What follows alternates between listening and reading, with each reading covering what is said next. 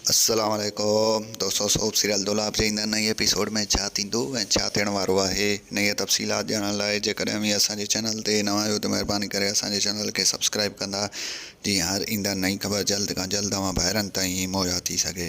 दोस्तों हाणे हलूं था ड्रामे जी तफ़सीलात जी तरफ़। तव्हांखे ॾेखारियो वेंदो दुलाब जे ईंदड़ नई एपिसोड में सोडल जे घर जे मथां चढ़ाई थींदी। तंहिं खां तव्हांखे ॿुधाईंदा हलूं त इन में जेको आहे तक़रीबन हथु वॾेरो मीर शाहनवाज़ ख़ान जो हूंदो, छो जो इहो ई कमीनो आहे जेको हमेशह ॿियनि जे घरनि जे मथां चढ़ाई कंदो आहे।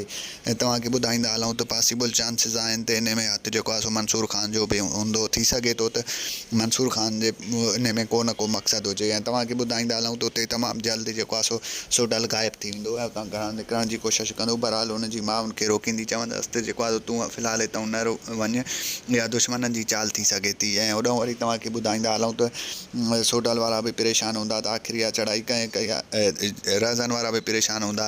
रहज़न वारनि जो शक त जेको आहे मंसूर ख़ान ते वेंदो, पर दर हक़ीक़त इहा आहे त इहो कमु जेको आहे सो मीर जाफ़र ख़ान जो हूंदो। ऐं होॾां वरी तव्हांखे ॿुधाईंदा हलूं त सोडल जेको आहे तमामु घणो ग़लति कंदो, जेको आहे सो मंसूर ख़ान खे घटि वधि ॻाल्हाईंदो, तंहिं हूंदे बि मंसूर ख़ान हुनखे माफ़ु करे छॾींदो। तंहिं खां पोइ तव्हांखे ॿुधाईंदा हलूं त हीअ सौट हिक ॿिए जा हाणे तमामु जल्द दुश्मन थी वेंदा, छो जो मुराद हाणे हिननि खे ॾिसण बि नथो चाहे। मुराद सां हिननि तमामु घणो ग़लति कयो आहे। ऐं तव्हांखे ॿुधाईंदा हलूं त जेको आहे सोडल जे पीउ खे मुराद छॾाइण खां सफ़ा इनकार करे छॾींदो। ऐं सोडल जो चाचो मीर जाफ़र ख़ान वटि वेंदो, उहो बि इनकार करे छॾींदो।